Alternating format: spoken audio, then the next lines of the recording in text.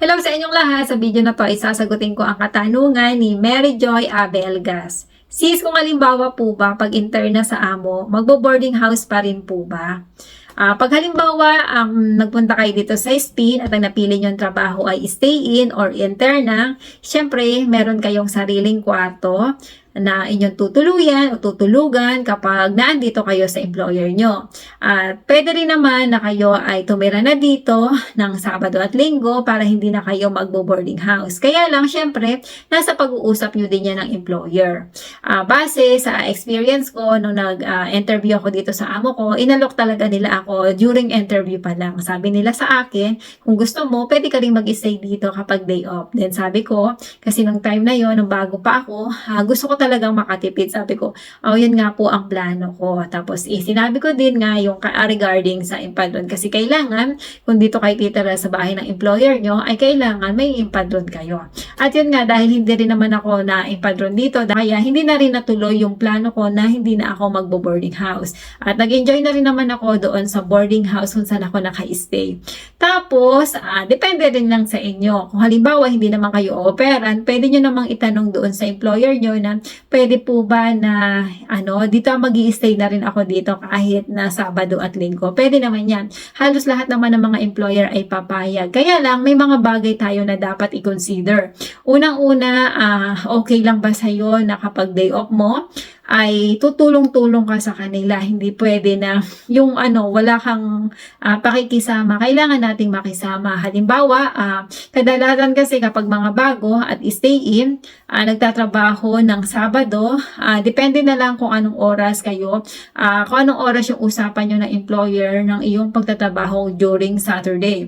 Halimbawa, hanggang alas 2 ang trabaho mo, syempre, pwede ka nang umalis noon after ng trabaho mo. Halimbawa, gagala ka, pupunta ka sa mga kaibigan mo, tapos, syempre, babalik ka dahil dito ka matutulog.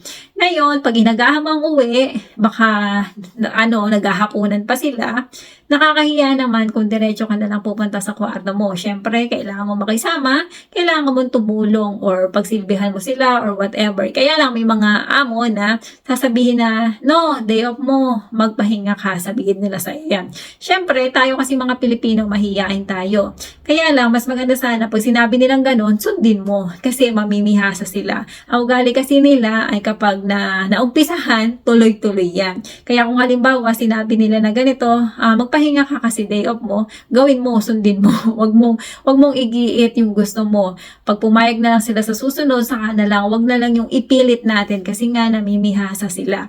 Yun, halimbawa, umuwi ka ng maaga, tapos dinatnan mo sila, siyempre mag-o-offer ka, ayan, tutulong ka. Kung halimbawa, ang gawin mo naman, late ka umuwi, para pagdating mo, tulog na sila, siyempre, kinaumagahan, Linggo, day off mo na naman. Pwede ka namang gumising ng late, kaya lang kung halimbawa may mga alaga kang maliliit, asahan mo pupunta yan sa kwarto mo at ikay bubulabugin din yan. Okay lang ba sa'yo yan? Pero huwag ka namang mag-alala kasi may mga amo naman na pagsasabihan nila yung anak nila na huwag kang gambalain, lalong-lalo na kapag maaga pa, natutulog ka pa. May mga ganon. Pero minsan, alam mo nga, dahil nga bata sila, minsan hindi natin makokontrol. At may mga amo din na wala lang pakialam, bala ka. Minsan, iaasa pa sa'yo, ayan, okay lang ba sa'yo yan, mga ganyang senaryo. Tapos, halimbawa naman, hindi ka ginagambala ng bata, syempre, hindi naman po pwede na basta-basta ka lalayas no, sa bahay nila nang wala ka namang ginagawa kahit papaanong linis doon sa kusina nila.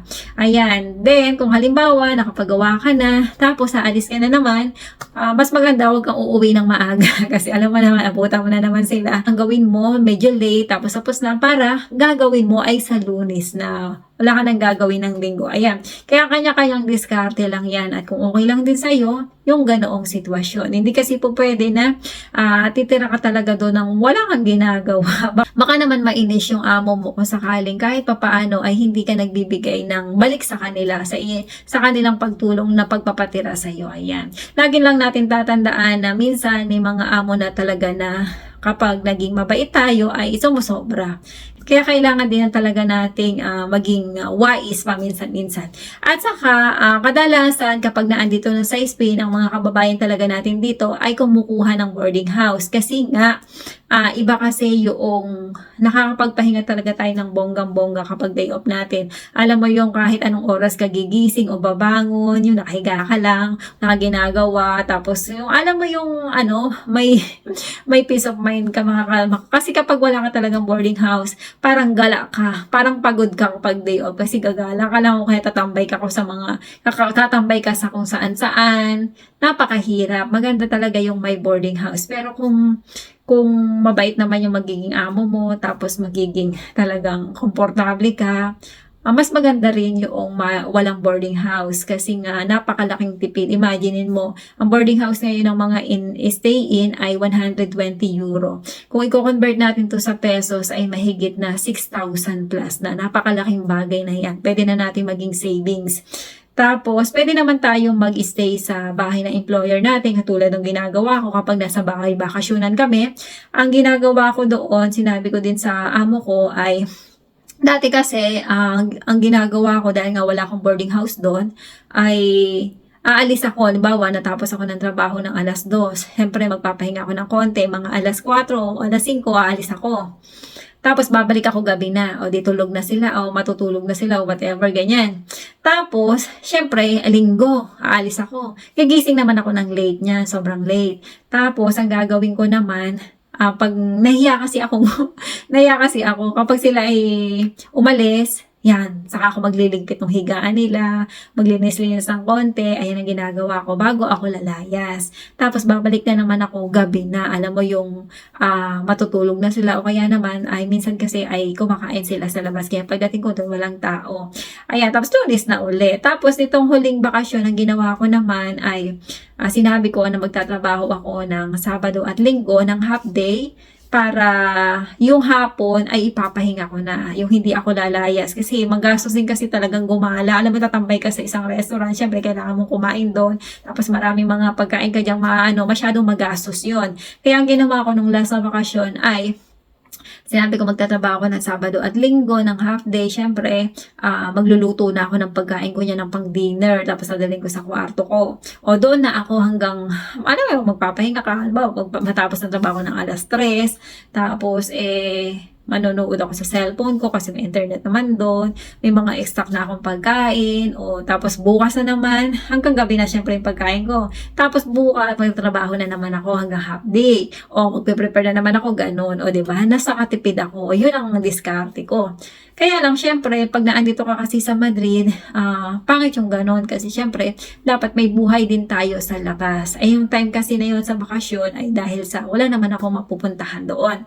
Kaya, ayun, nagpahinga lang talaga ako. Kaya nasa sa inyo yan kung magpipiliin nyo na hindi mag-boarding house or mag-boarding house. Pero ang may sasuggest ko ay depende, pakiramdaman nyo kung ano yung dadatnan nyo pagdating nyo dito. Kasi sa totoo lang, kapag bago ka pa lang, ang isipin mo ay wag mag-boarding house. Kasi nga, para makatipid, para mas makaipon ka agad. Kaya lang, masyadong mahirap din kasi kapag walang boarding house. Alam mo yung uuwi ka dito, lalo na depende kung gaano kalayo yung bahay ng employer mo o hindi. Depende, nasa sa inyo din yan. Ayan, sana ay nakatulong ang video ito kahit papaano sa mga kababayan natin na gustong pumunta dito sa Spain, kahit na sobrang dami na ng tao dito at talagang agawan na sa mga trabaho. Kayo magpa-apekto sa mga negative na naririnig nyo, na gano'n naman talaga, swertihan, basta wag lang susuko at wag mawawala ng pag-asa. Ayan, maraming salamat sa inyong patuloy na panonood. Maraming salamat at sana lahat ng mga kababayan natin na nangangarap makapunta ng Europa, lalong-lalo na dito sa Spain, ay makapunta na kayo dito sa lalang madaling panahon.